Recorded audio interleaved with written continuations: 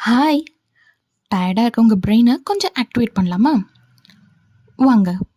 Guess the fruit by emoji. இந்த emoji வச்சு fruit name guess பண்ணணும். உங்களுக்கான டைம் ஸ்டார்ட்ஸ் நவ்.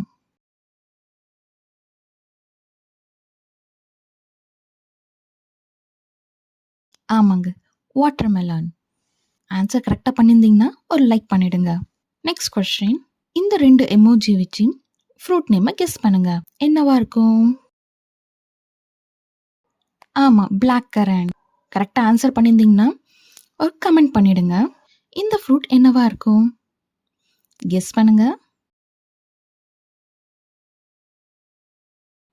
ஆமா, கிவி. உங்களுக்கு இந்த வீடியோ பிடிச்சிருந்தா மறக்காம சப்ஸ்கிரைப் பண்ணிடுங்க.